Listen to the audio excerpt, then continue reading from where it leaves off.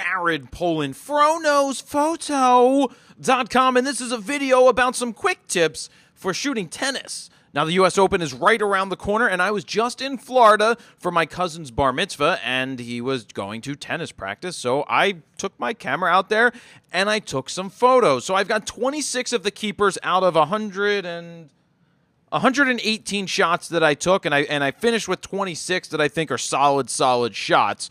And I want to go through some of the ones I like, some of the ones I don't like, but let's look at what makes a good tennis picture and some tips that you can use if you're going to go out and photograph tennis. So first things first, probably a longer lens, something in the 70 to 200 range if you are court side. Now, I was right near the center, near the net, off maybe 3 feet away from the net, just shooting diagonally across the court.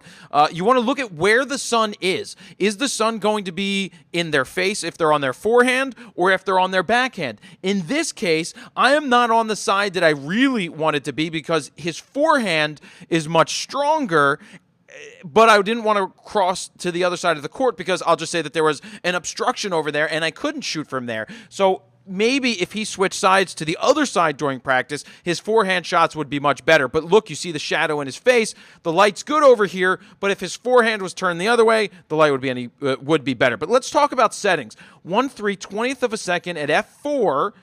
The reason 1/3200th of a second is I want a really fast shutter speed to help freeze the action. I have VR off on my 70 to 200 VR because there's no reason to have it at 1/3200th of a second. I'm at f4 to give myself a little bit more leeway with the focus so that if it focuses on his cheek or something like that, that his eye is still going to be sharp, especially shooting from where I was shooting from. ISO 320, you're going to see me switch from 320 to 400 just because that gives me the ability to get the faster shutter speed that I want. Not worried about noise, not worried about grain, especially on a bright-ass day like this.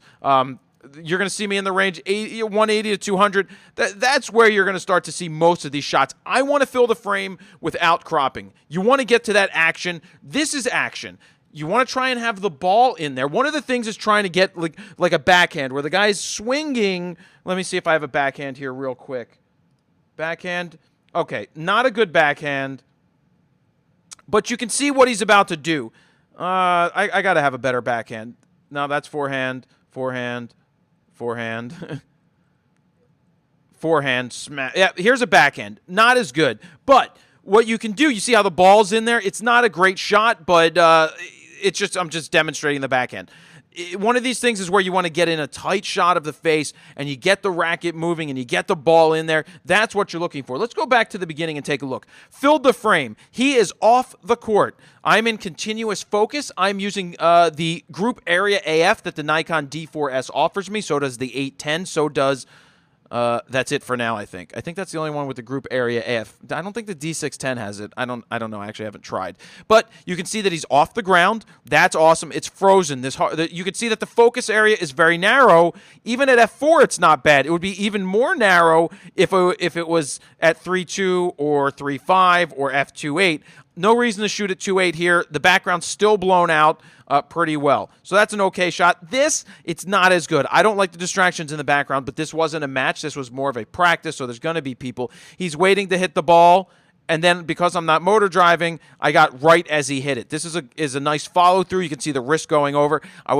One thing I recommend to do is shift over to the right a little bit if he's going to be a right-handed swinger. The reason is it's going to end up lopsided. I want him more in the middle of the frame with that racket in there. So that's something that I learned by going out in there and doing this. You can also see the eye contact with the ball. See, that's more in the center. It's the follow-through. It's the approach. He hit his shot. He's going to serve. Basically, they served.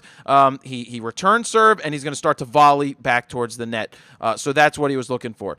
I like that shot. This is filling the frame for a backhand. It would be great if the ball was here on the racket, but it's not. You can see again at f4, the background's blown out. The partner up on the court is blown out. But this, to me, is perfect in the way of composition. He's right in the center of the frame, not cropped at all. So this is a great tip. Ideally, you want to get the ball in there, but also the exposure is right on. I wasn't that far off. I think I pulled back just a little bit. 3200th f4, same thing, 400 ISO.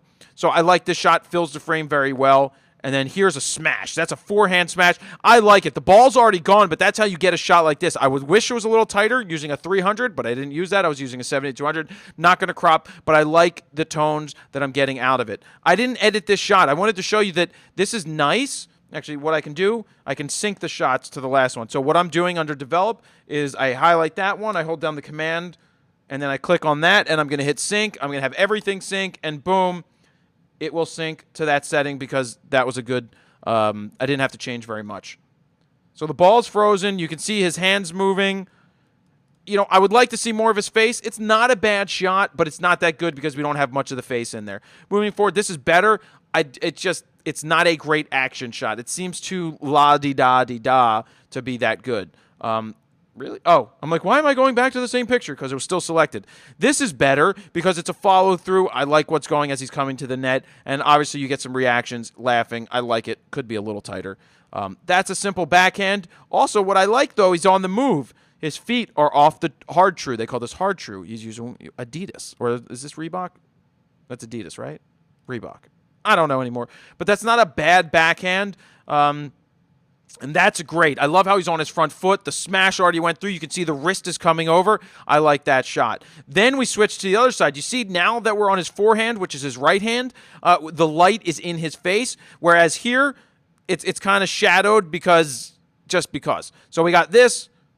And there it is. There, that's what we're looking for is that. This is okay with the ball, but then when you get the ball and this, it's like boom, because we have his face. His face is in focus. The ball and the racket, he already made contact, I believe. Is that coming or going? Oh, that's definitely going because it's further forward. But this is what you're looking for. You're looking for this type of thing. So here's a tip. With the 70-200, I'm out at 195, almost 200, filling the frame. If you were to break out a 300 and go even tighter and shoot maybe a horizontal, that's where you start to get a tighter shot. I'll show you what you could get. I'll use the Crappie McCropperson tool just to show you what the composition could be with a tighter lens. I wouldn't do this to mine unless I had that tighter lens. Let's see. This is always a good experiment or a good way to learn how you could shoot. Like this is the type of shot that you could shoot. Maybe even a little tighter, but see how you get the look on the face? That's what you're looking for. All right, let me get back. Boom. All right, I'll fix this later. I'll fix that later. Okay, then you got this is not a bad shot, filled the frame. I don't know if that ended up being a good shot, but I love the color in the face. It looks good, and I like that it's the follow-through. Here, we got that smash going, and then the full follow-through. So this is nice. He's getting up, and hopefully he's getting over the top of the ball, or just, you know, striking it well. So I like that. I like the look on the face. I like that he's open, and then I like that you get the follow-through right there. Again, off the court. To do that, I think this needs to be a little more contrasty. Boom, just a little bit. And not as good.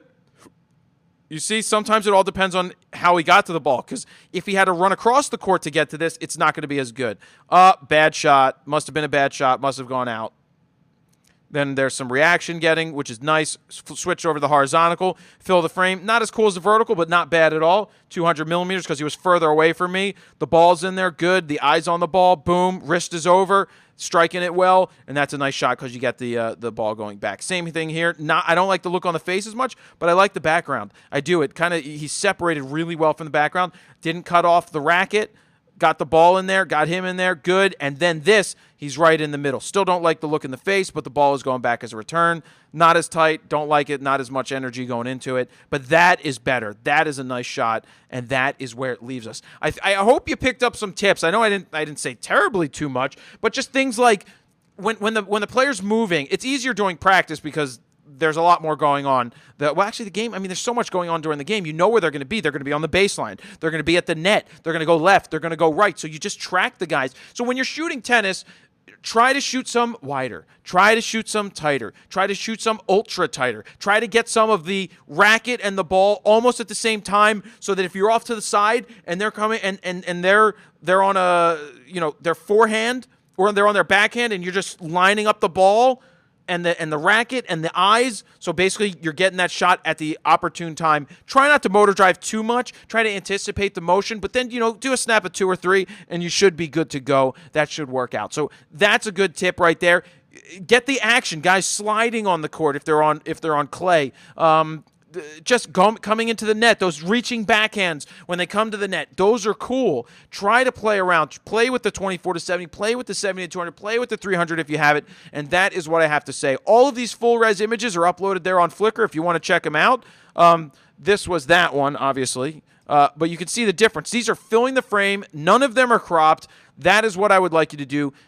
You know, it is more difficult to not crop. I just find that, in my opinion, I like not to, and I've said that before. But it's a cool little challenge like this to fill the frame right there. Playing with the zoom, getting it right, and there you have it. That is some tennis tips, or those are some tennis tips. There you have it. Jared, PolandFroKnowsPhoto.com. See ya.